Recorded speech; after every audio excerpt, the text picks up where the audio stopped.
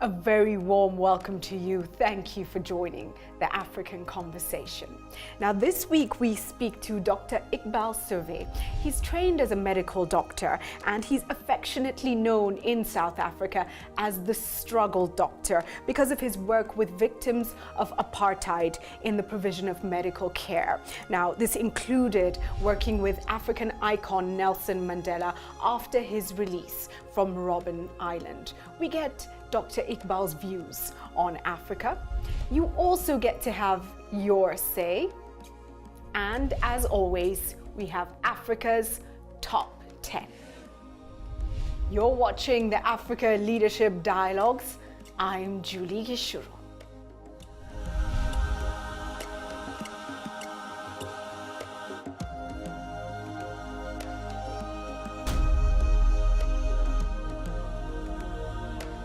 Now, Iqbal, or the struggle doctor as he's known, has an incredible profile.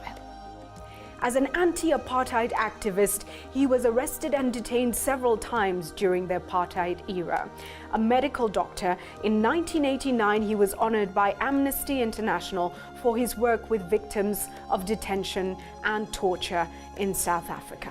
Today he serves as chairman of the Sekunjalo Group, a private investment holdings company with interests in various sectors, including but not limited to the oil and energy sector, mineral resources, defense, and media. He's a founder of the Clinton Global Initiative and a fellow of the Africa Leadership Initiative. He's also a philanthropist, and the Surve Family Foundation has supported 168 projects globally with a focus on the rights of the child. Let's get his insights into Africa.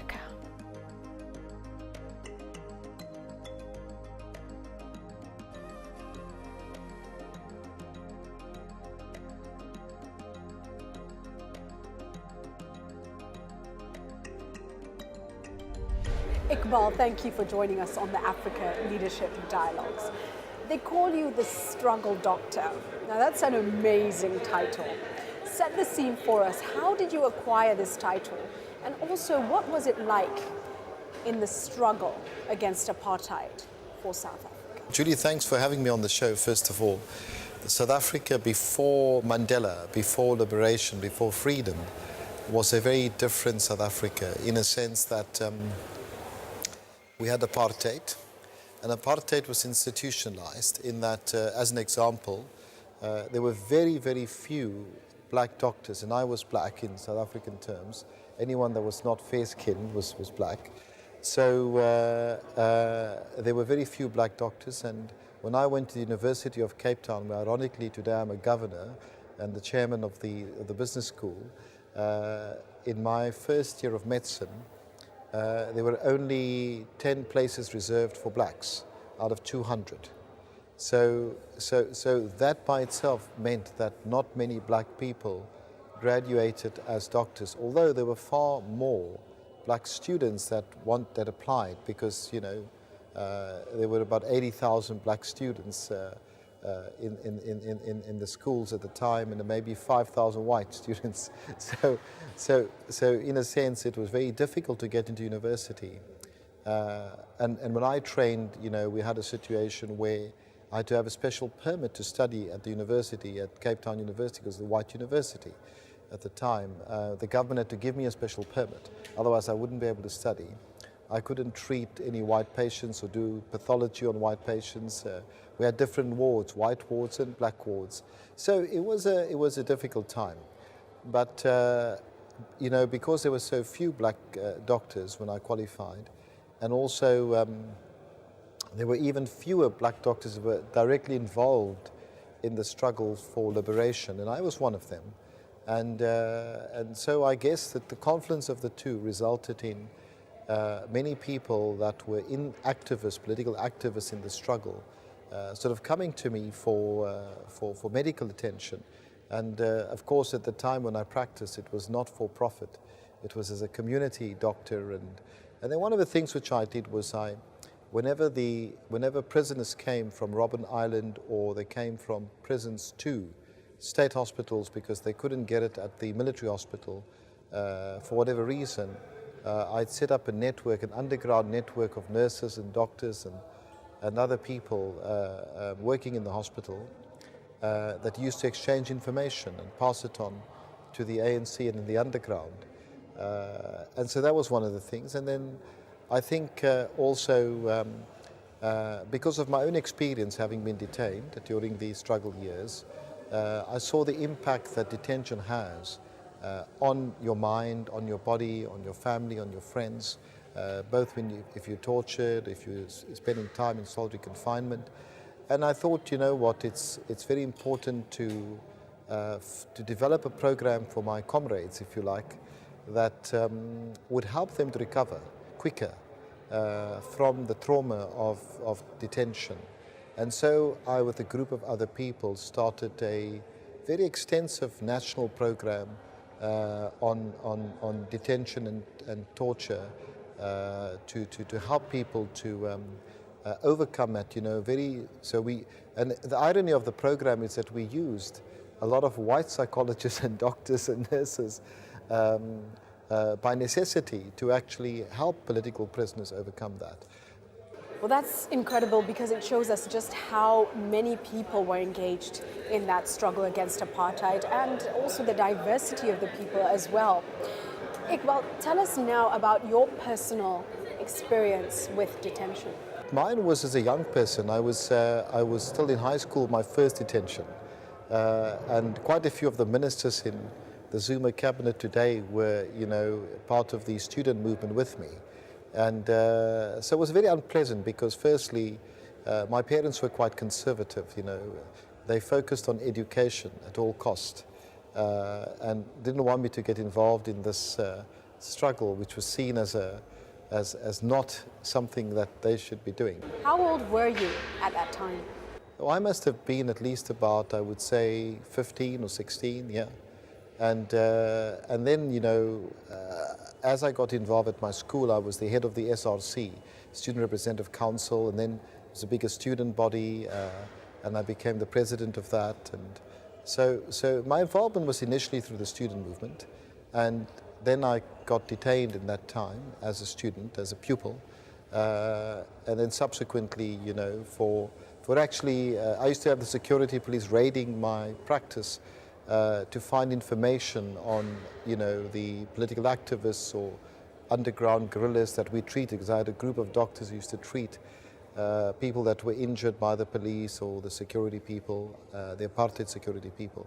So that was why I was called the struggle doctor, because at the end, everybody, you know, knew about the role which I played. And then when people like Mandela and others came off Robben Island in 1989 onwards, Mandela came out in 1990, because of my role in the struggle as one of the few people as doctors that was involved in the ANC, I was asked to look after them, and I was asked to make sure that through to democracy in '94, you know, they are fine. And our biggest concern about Mandela at the time, my biggest concern was that he was either going to be assassinated or he was going to be poisoned. So I played that role along with some other doctors that Mandela was also, they were also looking after Mandela. But I guess the title stuck, you know, of a struggle doctor, yeah. It's easier to talk about it now and look back, but the truth is you had put your life on the line, as did many other people who were involved in this struggle. So let me ask this, was it a case of this is just what I need to stand up and do? Or did you sit back and reflect, and did you have debates within yourself, or was it a foregone conclusion? No, I think the involvement in the struggle was, you know, part of a bigger struggle. I mean, there were lots of inspiring people that had given their lives and were in prison, but it was about social justice. You know, at the end of the day, as a young person, you believe in things like freedom, democracy, liberty, fairness, dignity of people, and you know, and you. It's a strong sense of conviction, and you have a choice in life when you see sort of injustice. You know, you can either accept it, or you're afraid of it, or you can stand up to challenge it. And I chose to do that, as did many other people during the struggle in South Africa. I was you know, not an exception. The struggle was a struggle of, you know, millions of people against apartheid. But it was a decision on conviction, yeah, absolutely. For young people today who are facing a lot of challenges, it's a dynamic world, trying to find their place, and many of whom don't understand the struggles of either the independence generation or the generation that here in South Africa, you know, stood up against apartheid. What would you say to these young people on the continent? I think start off with the very basic values, you know. Values don't change through generations and through struggles. They don't change.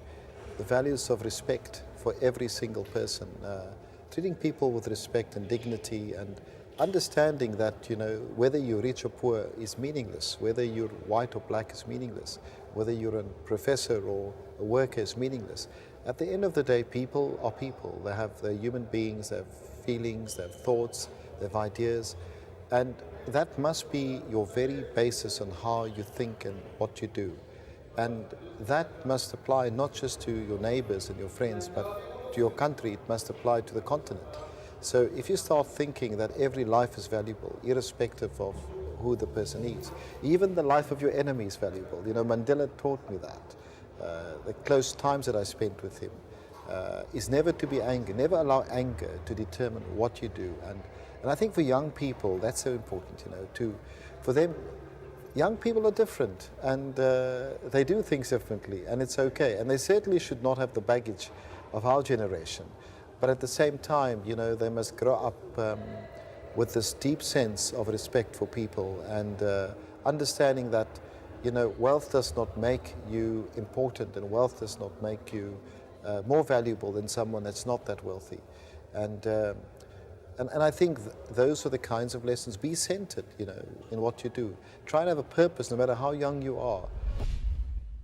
Stay with the Africa Leadership Dialogues.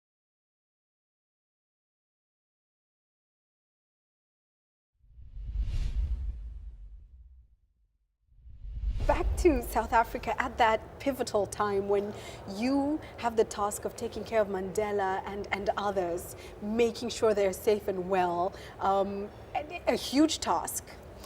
A tense nation because there are many factors at play. Nobody's really sure what's going to happen. A lot of people didn't imagine that the country could accept the notion of a rainbow nation. So there must have been a little bit of, well, not a little bit, a lot of skepticism and worry. Take us back to that time and talk us through the process when finally Mandela was inaugurated and you know, as the Rainbow Nation started to be. What was that time like?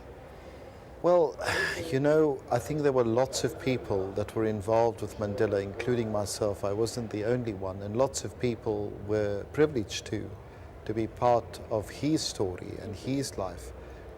My role was that really as a medical person. But at the end of the day, you know, I don't think we believed, frankly, that liberation would come in our lifetime. So we never worked on that assumption. You know, we assumed that it would come in our children's lifetime and that we'd have to sacrifice in order to get to that point. So we were, I think, firstly surprised by what had taken place. Secondly, of course, it was Mandela's inspiration to negotiate the way that he did. But if you had to describe what the feeling was like, it was a continuous sense of anxiety. It was like we were in a dream that we might just wake up to the reality of the apartheid state. So we always believed that, you know, would they go through with the negotiation or wouldn't they? And we were anxious, you know, we had lived under repression, we had lived under a brutal system that was very dehumanizing and with a security apparatus that, you know, was very much Nazi-like, you know, did what the Nazis did. And those of us that were sort of politically active, you know, we felt the brunt of that. So it was kind of difficult to believe it would be over. So whilst we had cautious hope, you know, we were on our guard all the time because you never knew. For instance, I always say this, it took me many, many years to get back to sleeping normally, because I always used to sleep, with not one eye open, but kind of with a third eye, listening for steps or watching people, or you never know, who's coming in the middle of the night. Because in particular, when I worked in the Eastern Cape, it was a very difficult. Eastern Cape of South Africa was a very difficult time. There were lots of assassinations, lots of difficult periods. So you carry that with you, even as the closer you get to liberation. You carry that kind of anxiety with you. So it took us a long time, and that's why the work which I did, which was post-traumatic stress disorder counseling with the political prisoners, was so important, because it was allowing people to get back to normality and eventually. So Iqbal, fast forward now to the new South Africa. Well, not so new anymore, it's been there, but... Still a teenager. Yes. Now, what are your thoughts on how far the country has come? I think that, you have to measure progress in many ways. You have to measure it in terms of what is the ultimate objective, and you have to measure it in terms of what is achievable against that ultimate objective. I think we've done well. I think we've achieved a high level of transformation. I think the most important thing is we've given people back their dignity, their right as a citizen. We've got a great constitution, we've got a free media in this country, we've got great intellectuals, artists, a strong sense of civil society. We have a government that I think is trying its best, but hasn't quite got the technical skills, the management skills, to be able to do what is possible. And I think that's where the gap sits. And there is transformation in the business sector. Against that, we have to measure the fact that still a lot of people are in poverty. Still, the identity of South Africa has not been defined yet. What is it exactly? Who are we? So there's a long way to go. But the struggle for liberation didn't stop in 1994. All that happened in 1994 was that there was political freedom in the sense of the right to be a citizen of our country, which we were denied the right before that. The economic struggle continues. The struggle for social cohesion continues. The struggle to provide the expression or voices of our people continue. One of the reasons why I've acquired the largest English-speaking media group in South Africa recently was that I didn't feel that the company being owned by the Irish was giving sufficient expression to our people in terms of their voices. South Africans and Africans have a rich history. They have a rich heritage. They have great stories, and those stories are not being told, and those stories are not being celebrated. Sometimes the stories are sad stories. Sometimes they're happy stories. And, you don't want to have media which just tells you all the happy stuff, because then it's also not going to have trust with its readers or with its, people who watch the media and that kind of thing. Or just all the sad stuff. Or just all the sad stuff, exactly. So let's make the narrative different, because we have a right to that, you see. We have a right as people, Africans, to not continue to be belittled and continue to be presented in a way which is completely counter to how we think and what we want to do. In every country in the world, there are exceptions. There are people that conduct themselves in a manner which is not ethical or just, but it doesn't mean that all the people in that country or that continent are like that. Absolutely. So why should Africans be presented in that way? Absolutely. And so I think it's important what you're doing. I think it's important what we're doing, to tell the narrative differently, but to have the confidence of doing that, to not be afraid of anyone, not be afraid to say it as it is. I mean, that is so important. And I think that's what I think is exciting about our acquisition, is that for the first time, it will be the first media ever that is going to be owned truly by someone like myself that has come out of the liberation struggle, that is not, beholden to anyone else, and the great thing about, the empowerment agenda in South Africa, that it's allowed someone like me to actually have the wealth, have the resources to be able to buy an important part of our country and to tell our story the way, as the African proverb goes, if the lion doesn't know how to tell the story, it's always going to be the hunter that tells the story of the hunt, right? Absolutely, and I think, the African story, it is vital that African voices are able to speak out and tell the story, especially because generations now are passing, and it'll be interesting to watch what you do with the media and in the media moving forward. I know you're interested in heading north into sub-Saharan Africa and possibly further afield as well. I think our interest in Africa will not so much be in print. I think it's going to be in technology and companies that are at the forefront in Africa in innovation and technology in media. So I think that's the place that we're going to go. Interesting to watch. We'll be looking out for you. Iqbal, finally, please do look into the camera, and I want you to finish with just a word to the continent.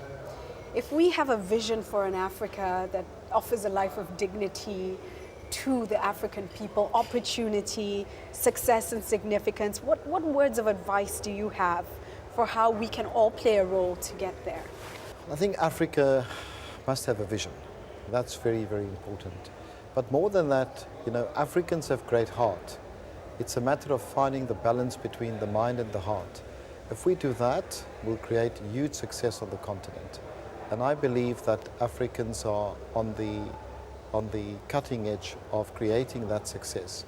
And Africans must believe in themselves, in ourselves. We must believe that Africa, at the end of the day, Africa's problems, Africa's successes must be created by Africans. And I'm very confident. If I look at the young people of Africa today, I see the hope, I see the competence, I see the drive, I see the emotion, I see the heart, I see the mind. So Africa's in a great space. Let's just make sure that, those of us that come from a different generations, that we enable the hopes of the young people to be realized in the decades ahead. Thank you so much. It's been an absolute Thanks, Julie. pleasure. Stay with the Africa Leadership Dialogues.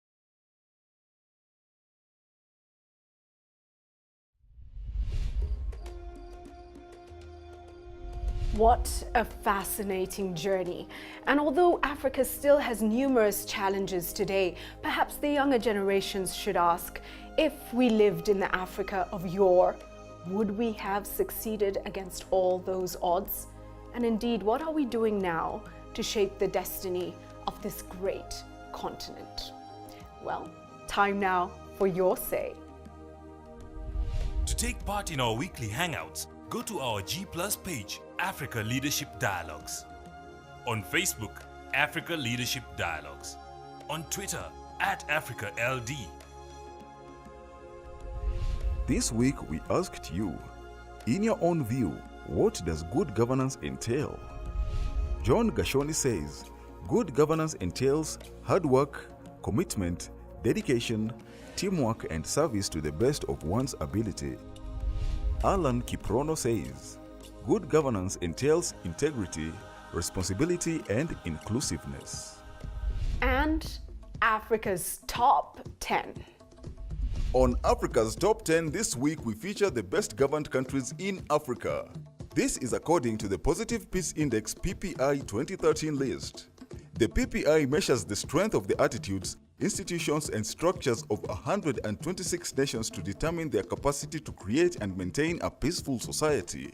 Initially, Egypt was at number 10, but following the ousting of President Mohamed Morsi, Burkina Faso now takes the number 10 slot on our list. Good economic management is behind Burkina Faso's steady annual average growth rate of over 5.5% between the years 2000 and 2012.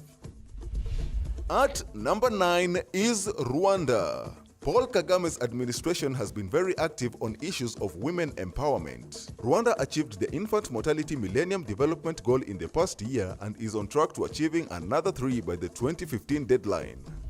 At number 8 is Morocco. With maintaining peace gradually becoming a challenging task in North Africa, Morocco managed to score high in the recent Global Peace Index (GPI) report. But transparency has been a significant issue in the Moroccan government. Coming in at number 7 is Malawi. President Joyce Banda became the first female president of Malawi in the year 2012 after the abrupt death of former President Bingu wa Mutharika. Since taking office, Banda has taken several bold steps to reduce government spending, including slashing her own salary and auctioning off Malawi's presidential jet. At number 6 is Ghana. President John Dramani Mahama took over a healthy economy in 2012, boosted by a wealth of natural resources and a vibrant agricultural sector. Ghana is projecting an 8% economic growth rate in 2013 and 8.7% in 2014. Tunisia comes in at number 5. Tunisia showed resilience after riotous protests in January 2011 and drafting a new constitution in February 2012. At number 4 is Namibia. Namibia scores particularly high in the free flow of information category within the Positive Peace Index, boasting the top score among African nations in the category. Namibia's education initiative also gives clout to its PPI ranking. At number 3 is South Africa. South Africa is near the top of the most peaceful and best governed African nations. However, battling an astronomical unemployment rate of more than 20% is putting pressure on President Jacob Zuma to put the nation on the right track. At number 2 is Mozambique. It remains a magnet for foreign investment due to its wealth of natural resources. The Southern African nation has sustained an economic growth rate of between 6 and 8% in recent years. And standing at number 1 on our list is Botswana. It's considered one of Africa's most stable nations and has been for some time now. With more than 40 years of relatively peaceful self-governance, Botswana remains atop the list of African nations in terms of GPI and PPI. Botswana's attention has been focused on its 2014 elections, which are again expected to be peaceful. That's Africa's Top 10 this week.